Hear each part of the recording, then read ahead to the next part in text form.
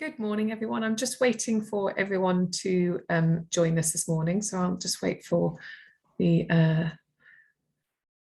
sort of window to open, I suppose, as everyone joins.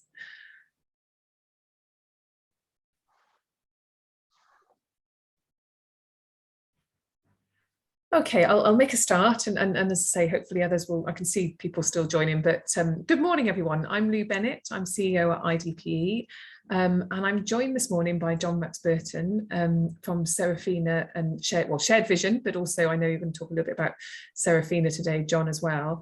And this is the second in our series around regular giving and winning at regular giving, which I think we all want to achieve. And we're really pleased that John's joining us this morning to explore how we kind of develop that relationship to ensure that giving happens more than once. I do really love the title, John. So I'm going to, without further ado, I'm going to pass over to you and you can sort of talk through next steps. Thank you. Indeed. Good morning. Welcome to rural Oxfordshire. Nice to be talking to you all today. I'm going to talk today about regular giving, and inherent in that is, it does what it says on the tin. It's regular giving. So if we simply go out and get a load of single gifts, we are achieving something. We're getting people to give. That's really tremendous. But we really must have some methodologies in place that turn those people into regular supporters. And there's new methods of going out and getting people to give. And we need to think a little bit about how we use traditional methods, methods which perhaps are now becoming traditional in the sense of things like phoning, and modern methods like giving days to actually get us to our goals and where we want to be. So what I want to talk about first is where I think giving days and phoning triumph and fail. Giving days get lots of gifts. They really do produce a huge number of gifts, and that is really fantastic. However, they do tend to be lots of tiny gifts. If you see bigger gifts, it tends to be people that the institution has lined up beforehand, major donors who've agreed that they'll make another big donation, people who have been meaning to give for a long time and finally give on that day. Let me share with you a little story. Years ago, I did a lot of work for a marvelous man called Ricky Cheng at Chinese University of Hong Kong. And in those days, the Hong Kong government had got a scheme where they would match donations given by alumni to their university. And they would come along one day and say, right, we're announcing a new round of match giving. We're putting up 100 million Hong Kong dollars, and any institution can, claim as soon as they've got the donations, and when the $100 million is gone, it's gone. And every year, Hong Kong U and Chinese U got almost all the money because Ricky and Bernadette over at Hong Kong U simply had loads and loads of people lined up, ready.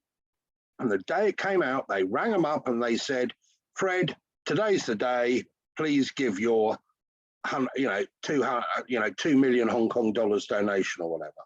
And if you looked at it and said, wow, this day, well, these 2 or 3 days, people raised so much money. The reality was that over the last year, that's where they'd raised the money, and they just happened to make their gift that day. So most giving days produce a lot of tiny gifts. Phoning produces regular gifts. It produces them on a big scale, and it's the only methodology, apart from going to see people face to face, that any of us have managed to develop so far that consistently does that. So what you get, however, is that those regular gifts require a very big effort to get each gift. The issue is that when you're doing phoning, you're very lucky if you can get a caller to make more than one call an hour, because if they have to try a dozen people to get somebody on the phone, that might take them half an hour of reading the notes for 2 minutes and dialing the number and then putting in the system that they didn't get through. So that then leaves them half an hour to have a really good call and write all the notes up afterwards and do all the admin and get on to the next. So 1 hour is great, but you might need a team of 15 callers, and to be getting through a decent number of calls. And at the end of the whole thing, yes, you have got a load of regular gifts, but it's been quite a big effort to do all of that. So what I think we know about already and is quite clear is that giving days and phoning are both tools in our toolbox of what we can do with regular gifting. And the problem is that, you know, if what you need is a screwdriver and you go and use a saw, your Chippendale brake front bureau is not going to look terribly good after it. What we have to do is to work out how we can make these things work in tandem, operating as a team. So both of these are tools. Both applied well are really fantastic, and applied badly, they're less good. Then we start getting something that looks like this magnificent restoration that took place in Spain. I'm sure you read about it in the newspaper. If you didn't, look it up. It's a horrifying story. So there's a couple of thoughts that we should probably have when we start to think about them as tools and what we're trying to achieve. If you get a single donation by a 30-year-old, you're going to get something like £2,000 out of that person by the time they're 65, based on simply asking them again and again by single gift raising methods, running another giving day, sending them a mailing, sending out SMSs or whatever. You can probably rely on getting around about £2,000. That's great, but it's not really going to change the future of the institution. If you get somebody to give £20 per month as a regular donation when they're 30 years old, our evidence, our analysis of stats of many institutions, because there are places that have had 30 years of giving or more now, that you're going to get something like £30,000 from that person by the time they retire. So you can see that we really do have to make regular giving work, and you can see that you can imagine where are the major gifts going to come from. They're not going to come from the people who just keep giving 100 quid every 2 or 3 years. They're going to come from the people who set up regular donations, become committed, and you slowly trade them up to bigger things. So if you do the maths, you can see that you're not getting 30,000 quid simply by them staying at £20 a month. Once they get onto regular gifts, they actually start to escalate their giving. So how can giving days be damaging? Well, I'm going to look at this in terms of giving days. I'm going to do it again in a minute in terms of phoning as well.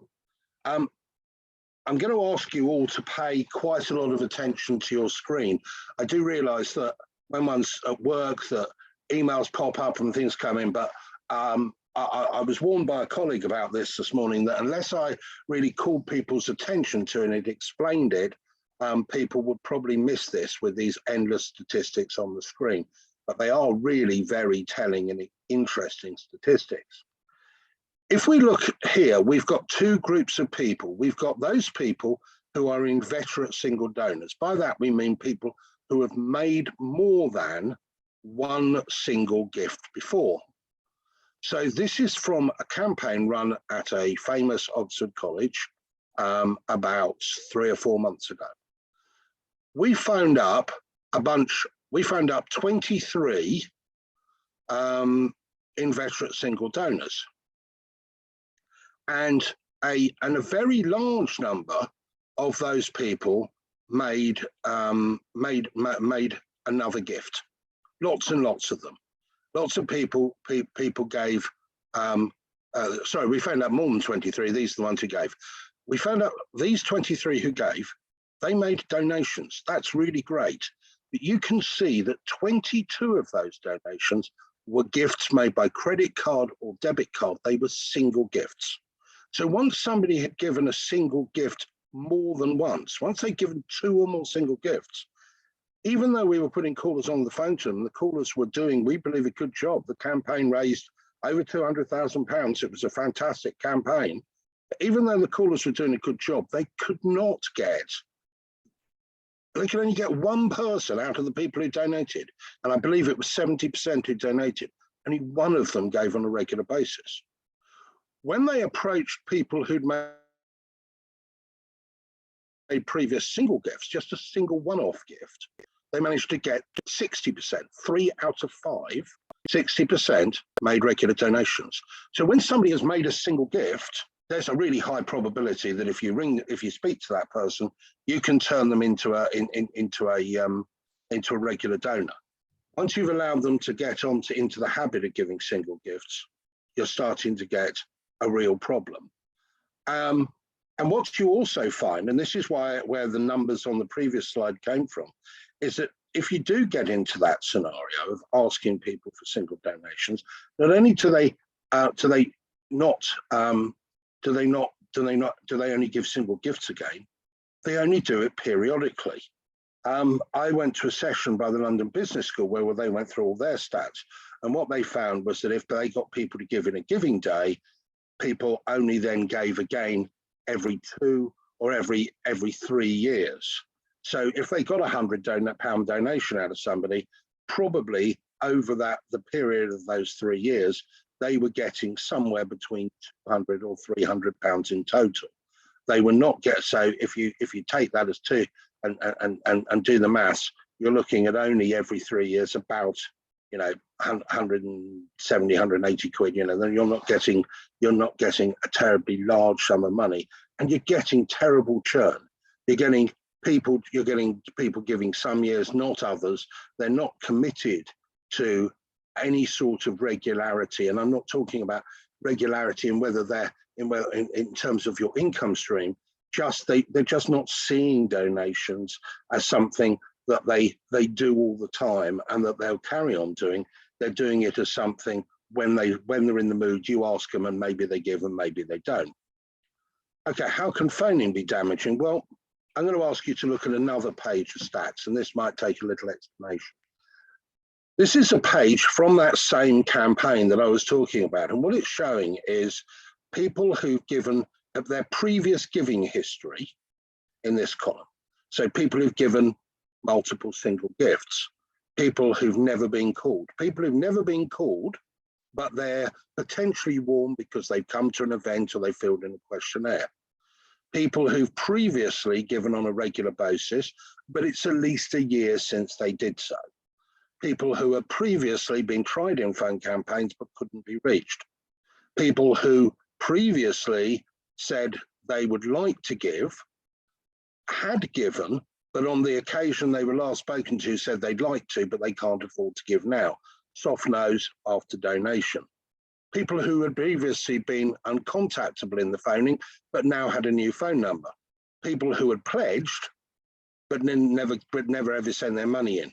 People who'd pledged, never sent their money in, but they had at least in the past given. So those are the groups we've got. Now we're looking at the people who were hard-nosed in that campaign.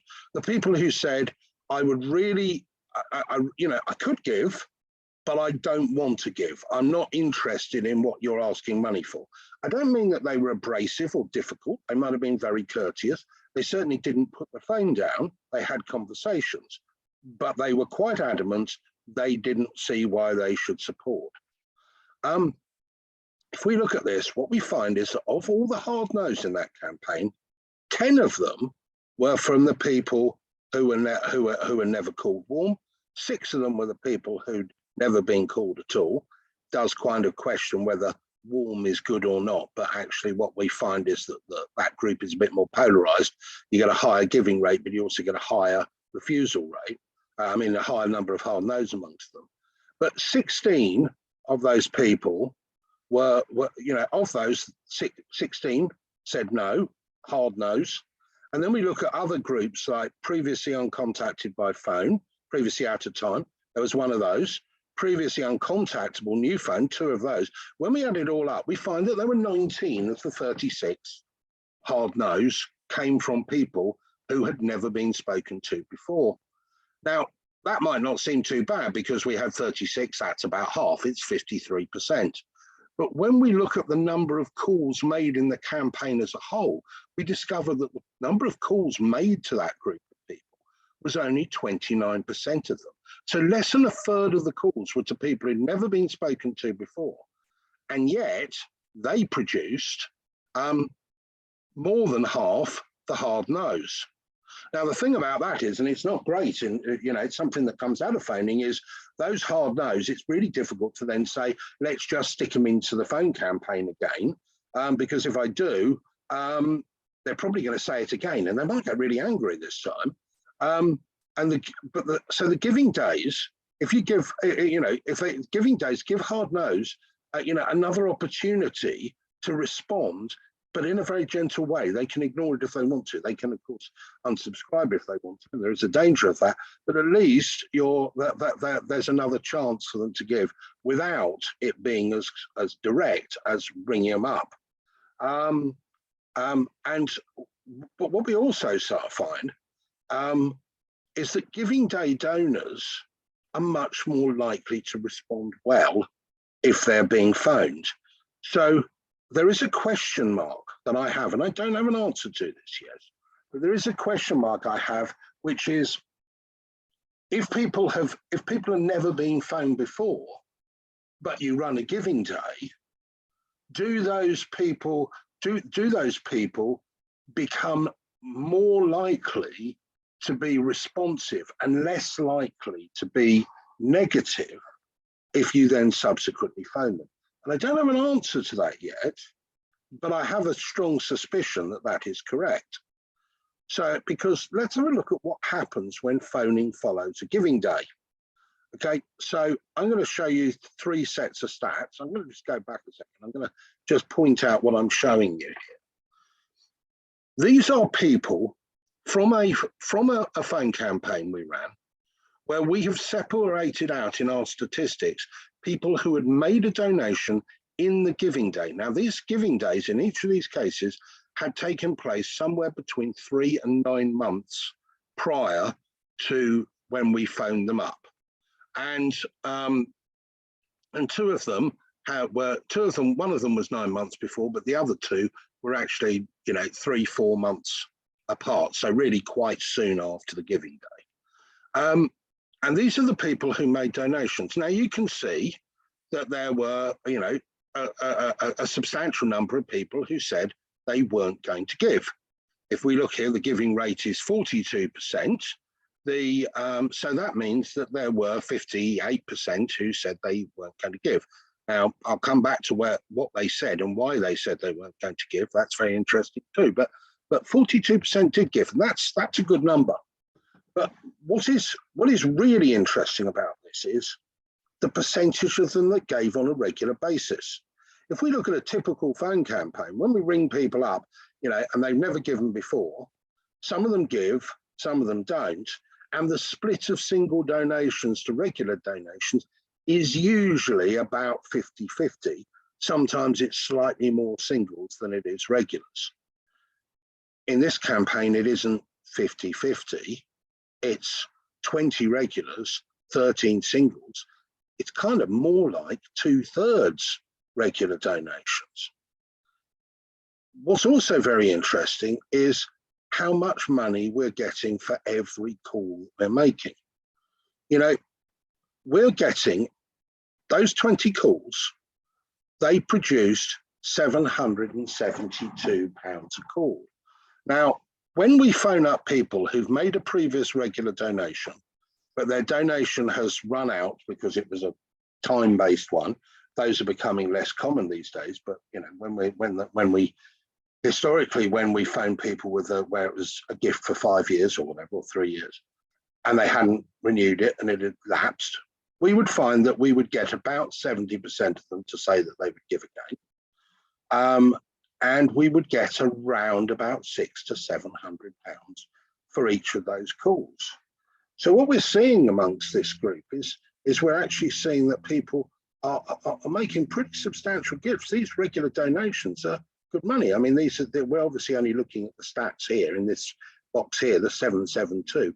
We're only looking at the people who actually gave, but nonetheless, these are decent donations. £772 is, kind of £15 a month gift. We're getting a lot of, useful donations. It's probably some at 5 and some at 30, but, we're getting a reasonable amount.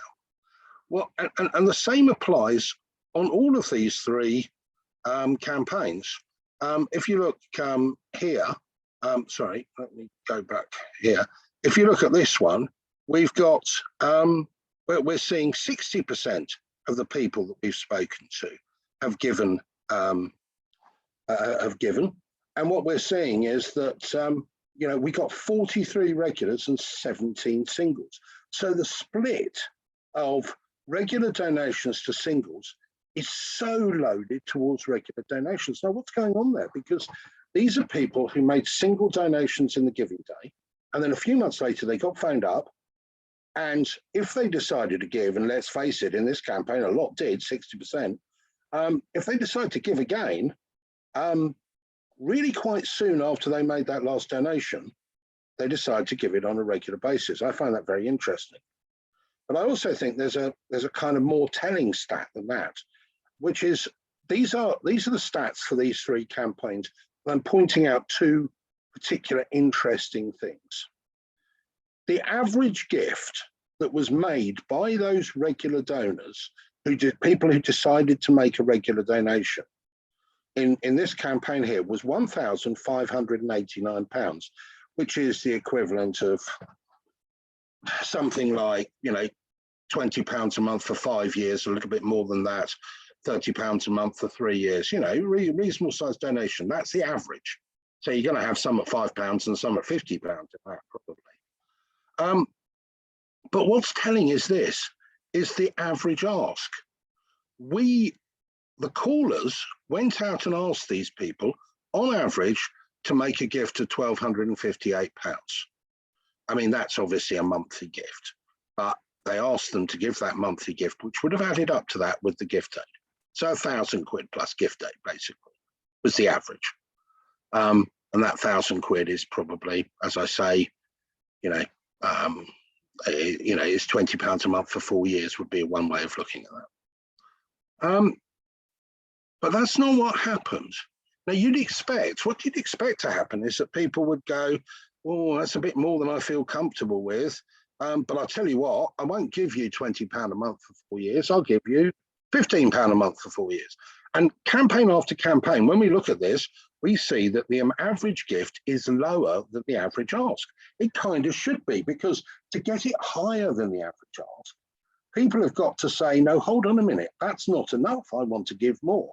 Or rather, they don't say that to the caller. What they say to the caller is, yeah, sure, of course I can do £20 a month.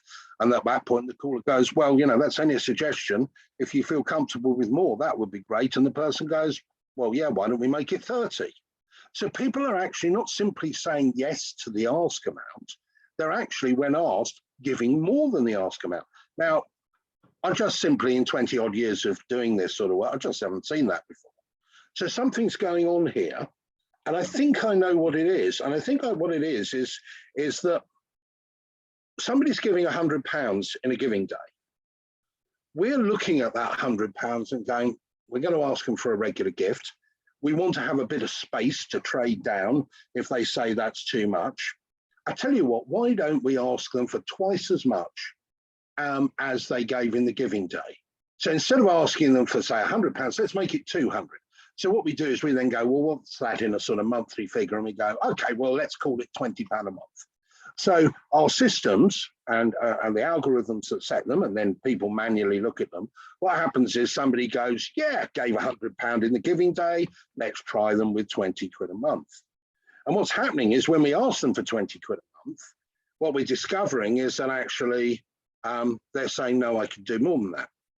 Now that to me makes me, and the same applies in these other ones. I mean, if we look at this one, we got an average gift of 775 and the average ask was 758. It's not more, but it's pretty much the same. And even in this third one, the average gift was 772 and the average ask was 895. I mean, we were pretty close to that.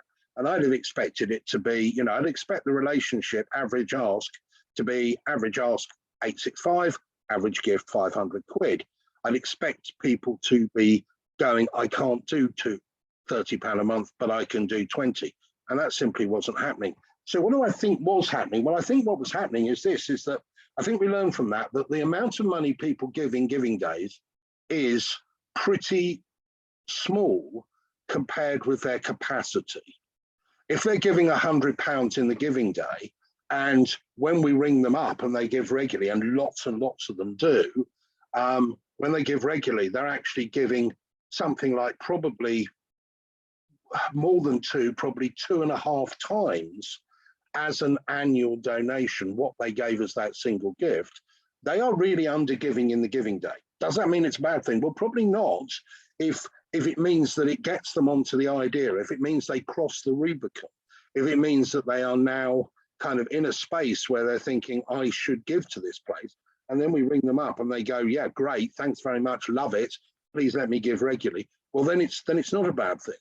But if we keep asking them in the same old way year after year, not only are we getting them into a habit where they only ever give single gifts, not only are we getting them into a habit where they only give every few years, we're also getting them into a habit where they give vastly less money than they really can or would be willing to do if only we talk to them about it. So the lesson from this is, if people make a single donation in a giving day, somehow or other, we have to start a dialogue with them about what a proper gift is. What it also says to me is that we probably in phone campaigns have not yet got our algorithms right, because I suspect that we probably shouldn't be working on 2 times. We probably need to be asking for 3 times. Probably need to be saying, if they give £100 as a single gift, let's ask them for 30 quid a month. I suspect that what will happen if we ask them for 30 quid a month is that some people will say yes, and some people will say no, I'll do 20, and we'll see the average gift going up even higher.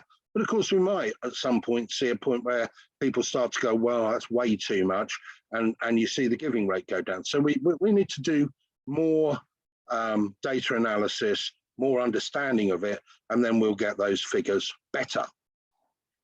Now, the question, of course, that I had when I started to do this webinar was, what happens with non-donors? What happens, people in the giving day get asked, and we certainly over the years have had a sense, we've had a difficulty to prove it, but we've had it because people's records are often not very good, or weren't very good years ago, on who got stuck into what direct mail campaign. But our sense was that repeated direct mail campaigns resulted in a chunk of people who hadn't responded to the mail, and then when you phoned them up, they weren't always very favourable, because they had a sort of sense of, oh, you keep on writing to me about this and I haven't responded, so now you're ringing me. That isn't what we're seeing in relation to people who don't donate to a giving day. Now, it might be if you keep on going out to them with a giving day, that actually you do get a hardcore people who just get sick of it. We haven't had enough giving days for long enough to know. But what we do know is that with these 3 key campaigns, when we phoned up people who had been asked in the giving day but didn't donate, well, we did see what you can see is a fairly poor giving rate in this campaign. I'm going to show you 3. One of them's at 30%. They go up, they vary from 17 to 31%. But then I wouldn't expect the giving rate to be terribly high. You sent them all those emails that the school did during the giving day, and they didn't respond. Not surprised if when we ring them, it's not a fabulous response. But what's wacky is, if they did say yes, so many of them did so on a regular basis. Look at this here. We've got all these people giving regularly. More people giving regularly than singularly. And what we're seeing is, and if we look at this next one and the next one, you're seeing the same thing. Now here, okay, this wasn't so many. We got 25 regulars and more singles.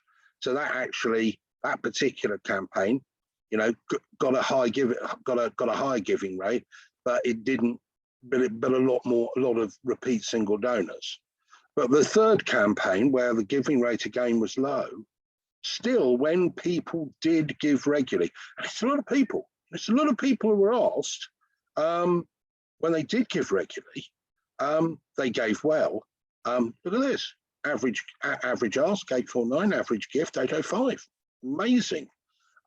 and more of the people who gave chose to give on a regular basis. So to me, what was going on with those Giving Day donors is that somehow they'd been persuaded that at least some of them, they had got enough attention to start to go, they hadn't got them across the line to making a gift, but they had certainly been got to a particular place by the fact that they were they were thinking that if they did give, very many of them gave regularly. They kind of been converted to the cause. And I've got some more evidence of that. Because my next question, which I asked myself when I thought about all these things, is, did we hack off the rest? Sorry, I thought I had a little bit of blurb for the side here, but obviously not. I'll talk you through. Did we hack off the rest? Okay, so now I'm looking at all the non-donors from the Giving Days on one of the campaigns. I haven't bothered to put all three up because honestly, the table is virtually identical for all three. These are non-donors. They didn't give in the Giving Day, but then they got phoned. Now, some of them made donations. Some of them made direct debits. We looked at those just a moment ago. This is the 31% campaign. We looked at those figures a moment ago. But let's have a look at the no's. 38 people said, I could give, but I won't. 9 people went down as slammers. That's our rather jocular term for them, and they're not really slammers. Very rarely does somebody just put the phone down. They're people who say things like, you know, I know what you're calling about. It's very nice to hear from the school, but I'm not really interested in giving. So let's leave it at that. And, you know, cheerio. So they're usually polite, but they're really pretty insistent they're not going to give. So 38 had a long conversation, relatively long anyway, and explained why they didn't want to give. 9 just said, don't bother, don't want a long conversation. 133 of the no's said, look, I really believe in what you're doing. It's really great, but I just haven't got the money. Now that's an extraordinary number as well. That's quite incredible because I've done this for 20 years and I look at these tables and what it shows you again and again is that half of the no's are either hard no's or slammers, mostly hard no's, 80% hard no, 20% of them slammers of the half. So 10% of your no's are slammers, 40% are hard no's, 50% are soft no's. But these people who've been in a Giving Day, that's not what it looked like at all. What it looked like there, what you get then is you've got 47 of the hard no's, 133 of those. So of about 180 no's, 133 of them were saying, I really wish I could help. I'm really sorry, I just can't. Now, that has a very, very profound effect on the long-term giving direction of those institutions, because if you've got that sort of number of soft no's, we know that if you ring soft no's up and you ask them to give, you often can get anything between 15 and 25% of them to give if you simply ask them for a small donation, maybe at a third, 25% of what you would have asked, what you asked them the previous year, and they said they couldn't afford it. You can get a reasonable number of them to give. And over the years that follows, a significant number of those soft no's will eventually turn into regular donations, even if at a small level. The hard no's are very different. The hard no's, you don't really want to bring them back up and ask them again. So if one's got a methodology where one can really slash the hard no numbers and really push the soft no numbers up, that's kind of exciting. So what are my conclusions from all this? Well, my first is that Giving Day donors make really great phone donors. I don't think there's any doubt about that. They just give. They're just so much better than people who haven't given previously, who haven't been approached. If they give in the Giving Day, they're really great phone donors, and frankly, they're better phone donors than people who've made single donations in other forms of approach.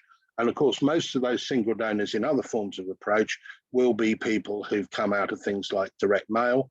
And I suspect that the videos, the razzmatazz, the number of times that people contact them during the day, all those things combine that make to mean that people who make a single donation in a giving day make it also much more informed about what the cause is, as opposed to people who just simply read a letter and think, oh, it's on my old school, I suppose I'll send them a check for 50 quid.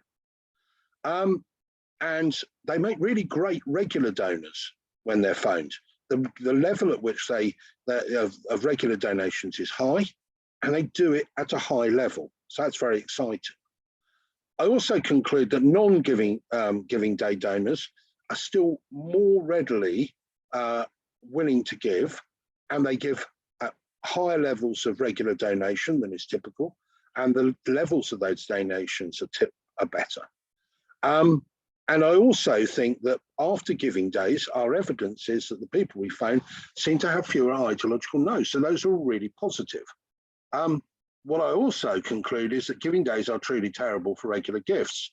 And that if you have repeat single gift campaigns, we know from the London Business School and other research that you'll land up with low income, high churn, and your regular giving program is going to go to a very dark, lonely, tumbleweed filled place if you don't take the action to engage with the people who made single donations in a direct dialogue and get them converted over to regular gifts. So one of my key takeaways: phone campaigns are powerful, they get regular gifts, and that is much more valuable than all these singles, but they're super powerful after giving days because they convert so many singles to great regulars. I also, as a takeaway, I'd say giving days by themselves are not only incapable of developing regular giving, they actually positively work against it. If you keep on doing them, and you keep on doing that, and direct mail, and SMS, and so forth, it's going to be very grim. I find this very interesting because I feel that we've only started to scratch the surface about this. You know, our world, you know, people know us very often for running phone campaigns, but of course we've developed this new software, Serafina, which we're rolling out now, which we're adding to all the time, and it's all about data analytics. That's how we get really great results in our campaigns, is because we understand the numbers behind it. We understand how much people should be asked for. We know which people should be asked, who you include and who you don't. And this presentation has left me with a load of questions. We've got much more to learn about the gifts and how they interact with each other, and whether you continue to see what happens with the non-donors who give in the giving in a phone campaign. What happens, and when they get asked again, do they continue to grow in the way we would expect them to? Do the ones who don't give after that, but the soft no's, are we able to then convert them in the next phone campaign to making regular gifts in the way that we have when we've had soft no's out of phone campaigns over a number of years of phoning? Or once they've said haven't responded to a giving day and they're a soft no in a phone campaign, are they actually kind of hard soft no's, if you like? We don't know about the interactions between other methods. Would a giving day work better if you had a direct mail, beforehand? We know that you do a giving day and then you phone a few months later and you get some really fantastic results, amazing results. One of those campaigns I was just talking to you about was a 2-week-long campaign run as a remote campaign during the autumn term with the students off at university. It did 170,000 quid in a fortnight. I mean, fantastic results, in part because there were just so many regular gifts, and at such a high level. But what happens if you mail them beforehand? What happens if you mail them shortly afterwards? How do all these things interact with each other? There's a huge lot of research to be done on that. Could it be that actually we're not seeing anything profound more than a simple better results because we're just doing more activity? Is it just simply that if you just keep asking people in a nice way again and again, and you don't leave big intervals, you start to see some exciting things happen. We really simply don't know how long we should leave between a giving day and phoning. All these ones were 3 to 6 months, well, actually 9 months, I should say. But should it have been a month? Should it have been a week? Should we have had a team of callers on hand to ring everybody who made a single donation saying, great, just seen you've given. Would you like to make that a regular donation? We don't really know enough. There isn't just haven't been enough that's been done yet. And could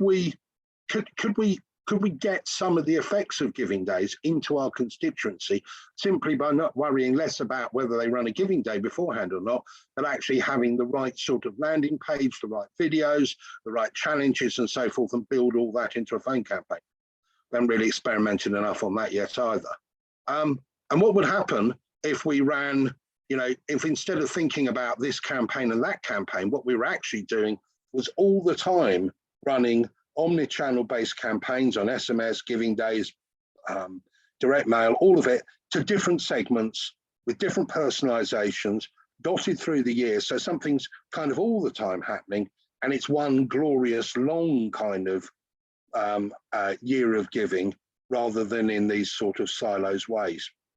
The technology to do that is coming. We're building it. We're adding, it exists in the commercial sector. We're adding it into what we do. Don't know what the effects will be yet.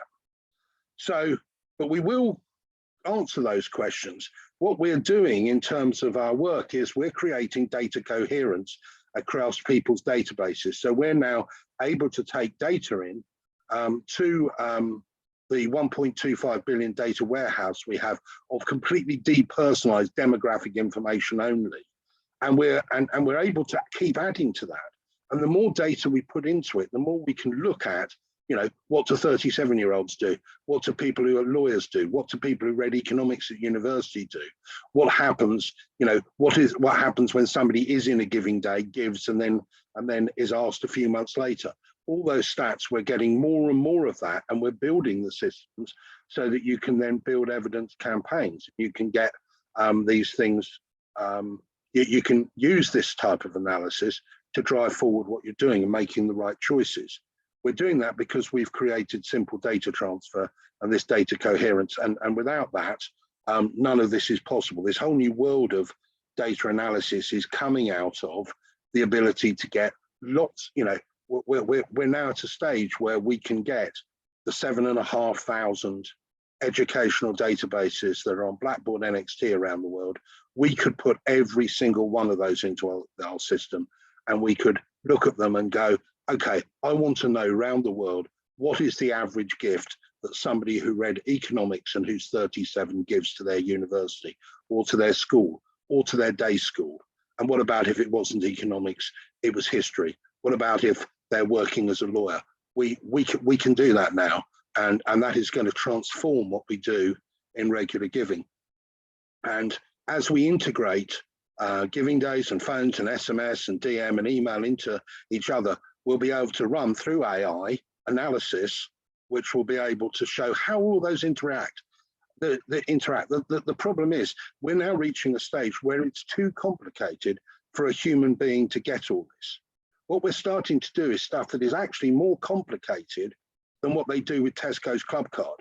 Because Tesco's Club Card has 1.6 million people on it, and they have 432 different products. And they have, obviously the address of the person, and how much the person spends and which products they buy. And that sounds like it's pretty complicated, but it's not complicated compared with having literally what will be, as we take more and more databases in, hundreds of millions of individuals with 220 columns of data, interests, job sector, what they've given before, what they read at university, whether they've come to an event, all those different pieces of data. It's actually much more complicated. It's very exciting, fries my brain every day. So we need to answer these questions and develop the data intelligence, and it will change giving in a really dramatic way. And what we're aiming to do is to answer the questions which will mean that we can move more and more single donors, whether it's through giving days or mail or whatever, that we can create higher and higher participation and drive that through to regular gifts so that you can get more and more of those people on that huge lifetime value and more people who you can then springboard up into major gifts. And these sort of answers we're already developing today. This is the new tile we have for NXT. Unfortunately, it's not available on Tech or In Touch yet, although I'm talking to In Touch about it. I'm hoping Tech will soon actually do what they need to do in relation to their API to have enough to be able to do this. But this is a tile that just drips into on the constituent page in NXT. It shows you what the typical giving potential is, what typically a person of 57, typically how well they give. So if it's right down here, they don't give very much. And if it's right up there, they give a lot. And that happens over residential area. You've got careers, you've got interests, you've got subjects. Every single time you look at a constituent on NXT, you can get that information. And it's information that's real. You know, it's information that's real, because if you look at that information on something like Mosaic, what you find is that this area, you know, this person lives in a posh address. Oh, they must be good. They must be able to give you a load of money. Well, I can tell you, we've made thousands of phone calls, you know, hundreds of thousands, millions of phone calls, 800 campaigns around the world. We've made a lot of phone calls to UK postcodes, and I can tell you that the average amount you get out of a phone call to Ambleside is an awful lot more than the average you get out of Ascot. And we can sit here for the rest of the morning debating why that is, but this is real data as opposed to, oh, look at that posh address, that must be great. So how can you help us with this? I'd love you to do so. Please try the free version of Serafina if you're on NXT, especially so because it's so easy to move the data, because the more we can do of this, the more we can share this wisdom of crowds and learn this from the sort of data that I've been talking about this morning, the more transformative we can do for regular giving. We can transform it, because what happens at the moment is people do something, they say, this is my activity for the year. And if it works, that's really great. But then you sit there thinking, if I'd done it differently, would it work even more? And would there have been even more kids coming here on a bursary? And if it doesn't work, you're thinking, well, that's botched that up, and it's a year before I can do it again. So it's a really important thing that we make this work for the whole industry. Thanks very much. I've had one question already, which is, how long do you leave between a giving day and a telephone campaign? We alternate each year at the moment. Well, I don't know is the answer to that, because I've looked at ones where people phoned relatively soon afterwards. They didn't leave it a year. And my gut feeling is that leaving it a year is too long, because my gut feeling is you've changed it into a different ask. You've changed it from, thank you for supporting what we're doing this year. Do you think you can support it again this, thank you for supporting last year. Can you support again this year? You've changed it to that, as opposed to, it's really wonderful you gave to our giving day. Really love what your support.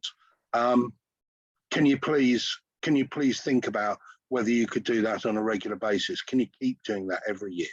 And it's a kind of forward thinking thing to ring somebody relatively soon after the giving day. It's a sort of springboard. It's an action forward. It's not a, do you think you could do it again? And do you think this time you could do it better? So I suspect it needs to be giving day phoning in the same year. And if they're done well, given the money they raise, why wouldn't you? Why wouldn't you? You should be able to raise enough money that it's way more than what the stuff is costing. Lou, have you? Do you want to ask other people if they'd like to ask questions? If we've got time, yeah, I'd love to. We do have some time. Yeah, please do come ask some questions. I do have a question actually that I was thinking of when whilst people sort of think through their questions, was around the ask actually, and I wondered with those campaigns that you were talking through earlier, whether the ask was the same. So whether you were, and that kind of sort of feeds into the answer you just gave there. So if you're doing a kind of telephone campaign as a sort of post giving day kind of follow-up, are you asking for sort of bursaries in the giving day, and then following up and saying please give on a regular basis to bursaries, or did that happen in those, and would you think that's probably the best way to go forward using that springboard approach? Yeah, I think it probably is, because I think it's a hard. I think it would be. I'm not sure how effective it would be to. I mean, it might be effective, but I think it would be a strange thing to say, please give to bursaries, and then ring somebody up a few months later and go, great, you gave to bursaries. By the way, what do you think about the new swimming pool? I think it's kind of that probably would work in the next year, but it probably wouldn't work as a kind of follow up. So I think the case has to be the same. There, in a very specific way, should the ask be different? That's a kind of really interesting question. You know, should the caller actually not just simply say, you know, the response so far has been fantastic. What the headmaster and I hoped is that you'd make a donate, blah, blah. Should they somehow be asking actually at the kind of moment of clinching the deal in a different way? I don't know. And the problem with that is it's hard to do research on that sort of thing, because people understandably don't want you to prat about with tried and tested methodologies. But definitely the shape of the call is different, because the first thing you're doing is ringing up the person and you're thanking them. You're starting the call with, you know, hi, I really want to, you know, love to speak to you. I see that you're a lawyer. I'm actually studying law at university. I'd love to hear more about what you're doing. But before we talk about any of that, I saw you gave in the Giving Day earlier this year. It's really tremendous. Bursaries are so important. You're making such a difference. Thank you very much. And in a sense, probably that's part of the power, because it's soon after. It's not, oh, I saw you gave last year.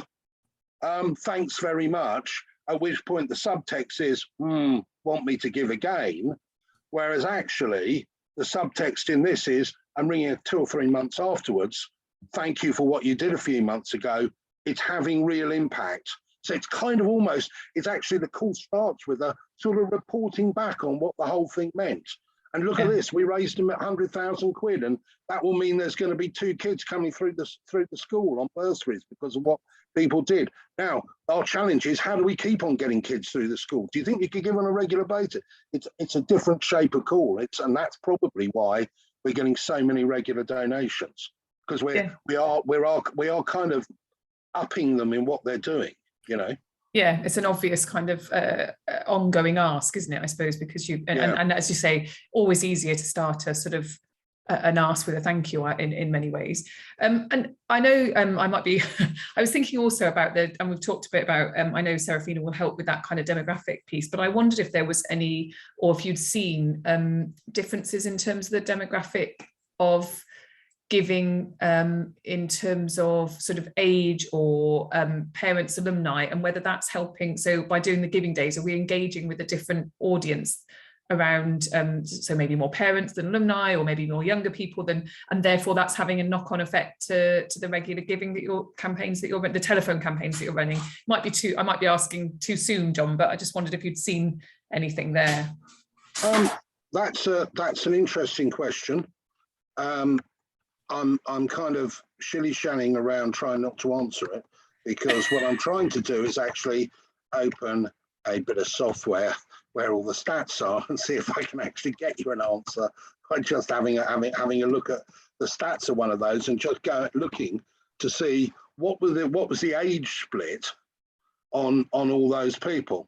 So I'll do that, and I'll talk about how disappointed I was with the tennis yesterday, because I wanted both of our British players to win.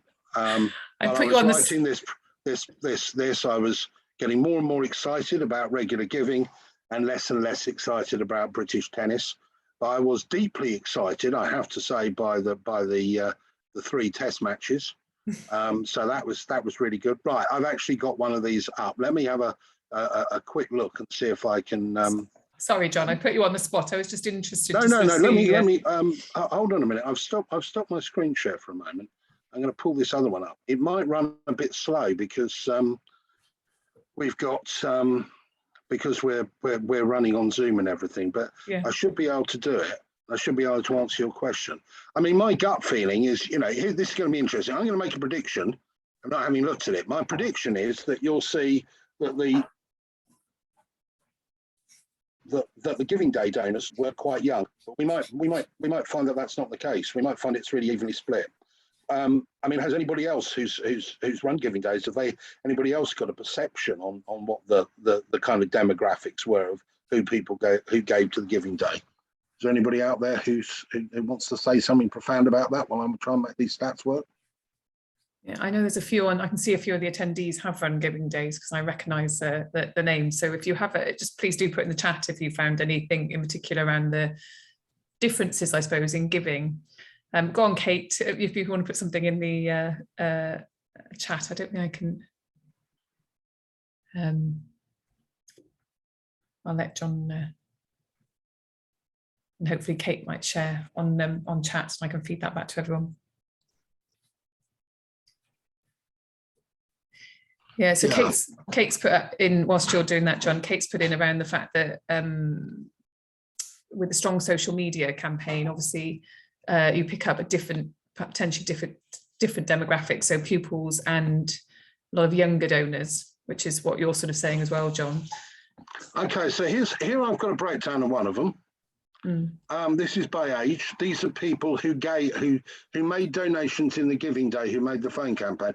I have to say there will be people who made donations on the Giving Day, didn't make the phone campaign because they were on, they told the school they didn't want to receive phone calls. They hadn't got an up-to-date phone number and whatever. So, it's not the entire kind of pool of donors of the Giving Day, but it's people who made the phone campaign. And you can see that what I was expected was a lot of younger people, but actually, the numbers of people giving are really where it's coming in, where the responses are coming in, are tending to be two groups: those who are over 40, and the not applicables will be parents. Oh, okay. So, what one was seeing was, one wasn't getting an awful lot of younger ones. Now, I haven't looked at all three, and that could be just there could be all kinds of reasons for that. I might be saying that to people, and then I found if I talk to the school concerned, they'd say, "Oh yeah, well we decided that there'd be too many unsubscribed, so we didn't actually send it to anybody under 30." Yeah, and then the stats aren't really very interesting at all as a result. But that was one quick.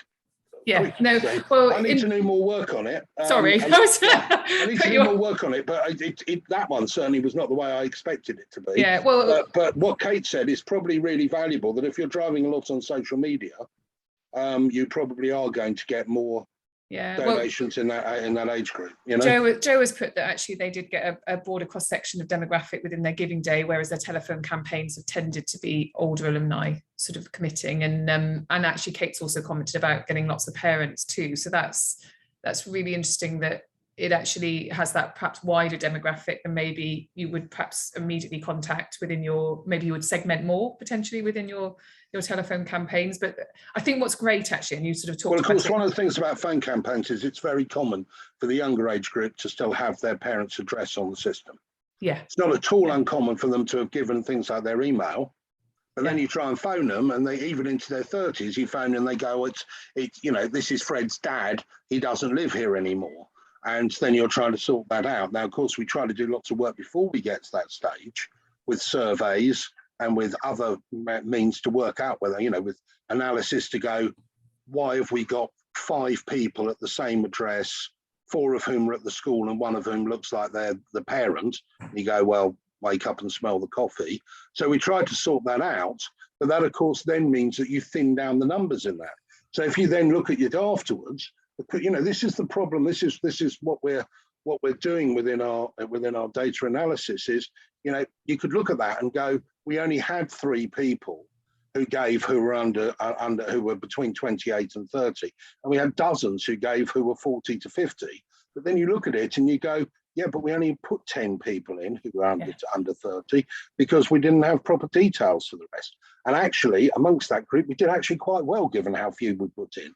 So all these things have to be be looked at. And that's what Serafina will do, isn't it? Is being able to compare. And it has to be looked at on very big data sizes. You know, we've made millions of phone calls, and we've still got areas of the UK where we have less than 50 outcomes. Not very often. They tend to be places like Aviemore and things like that.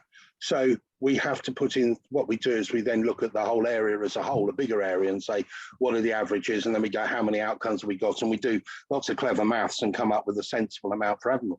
But the thing is that even, you know, the idea, you know, Chris Proper, who built our original data warehouse 15 years ago, he tried to do something similar to the sort of stuff we're doing now at Oxford University. And he did some interesting things, but he did come up against the fact that a few 100,000 alumni is not enough to be able to do data analysis, because once you say, I only want people who are in their early 30s, who read economics, who were at this particular college, and I want to, and who previously have never given, you suddenly go, actually, I'm looking at 25 people. What am I actually learning? Whereas you need to do that on 1,000 universities. And then you start looking at 2,500 people, and then you start thinking, actually, I know now something about 30-year-olds who read economics at university and who've never given before, you know? Yeah. Anyway.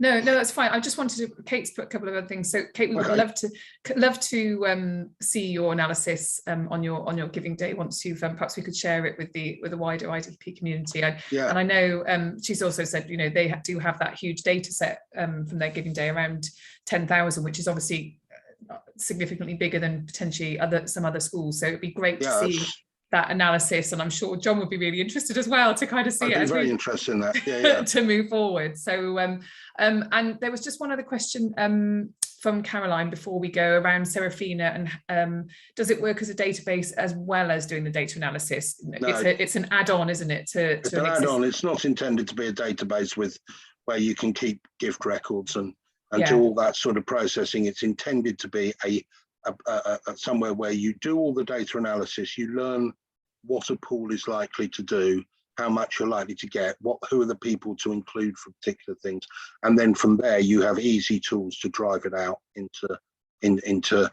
communications, because which you know, there are other solutions to that, but the problem that we have a lot of clients, you know, we've got a university client who downloads their entire database, a whole series of columns from their database every month to create their newsletter in Doc Digital, because they find they can't create that sort of personalized, different articles to different people, different message in the covering email out of NXT, which is a bit bonkers. Well, there's stuff like movable ink out there. You know, if you look at movable ink, you know, if I go and buy a lovely, pretty pink dress, you know, kind of strapless and knee length, which I do most weekends, I have to say. If I do buy that, if I'm buying that from somebody who uses new movable ink, when I get their next newsletter, I will get pretty pink strapless dresses that are knee length as the kind of first thing on the newsletter, because they will know that will catch my attention. I might not want to buy another one like that, but I'll go, oh, that's quite nice. And then I start to look at the other things. Well, they use software like movable ink. It's very expensive to run with their database, and what happens is it rearranges the whole thing. So one person gets one newsletter, one person gets another. Well, that sort of stuff is the stuff that we're currently looking at integrating into Serafina in the next stage, because there are systems like movable ink, but not so well known competitors that are at much better prices, so that people can start to develop that sort of seamless thing without what they do at the moment. People are not running omni-channel marketing because they don't know who to include in the pool. They don't know how to do different segments to different people because there's no data analysis. And then even if they did, they put it all on an Excel spreadsheet and try and move it around and lose the thing and corrupt the spreadsheet and generally have a miserable time. So that's what we're trying to change. And it's really exciting to have that, both the evidence base that will help inform kind of your predictions, your estimations, you know, your budget, your forecasting, as well as the personalization, which we all know makes a difference to how we move forward. Yeah, so people who are interested in it, please do get in touch, because we'd love people to try it, because of course if people put data in, we don't keep any personal information, but if people put data in and there's information about sort of you know, a person who's 30, you know, we will look at it and go, our system will say, right, well, you know, what was the giving for all the 37-year-olds? What was the giving for this particular subject? And that gets stored into the data warehouse, and it just grows that kind of wisdom of crowds for everybody else. So yeah, we'd like people to be involved in that, but I also hope it's been useful, this, in terms of, you know, I think we've all suspected, you know, for a couple of years that Giving Day donors were really quite good prospects in phone campaigns, but we're now getting enough evidence to go, yeah, they really are pretty good. You know, they really are very good prospects. Brilliant, thank you. And yeah, actually, as I say, all please do be part of evolving the sector, essentially, and a tool that will have a massive impact on the sector. Thank you so much, John, for sharing, as you say, the sort of statistics around kind of how we move forward and the importance of that interplay between giving days and regular giving. Kate, please do get in touch and share your stats, and anyone else that has any information around sort of the interplay there. It's always useful for us to have that to share with members. So please do get in touch. And thank you very much for joining us. So thank you, John, and thank you everyone for listening. And we'll send through the recording so that you can have a listen back afterwards.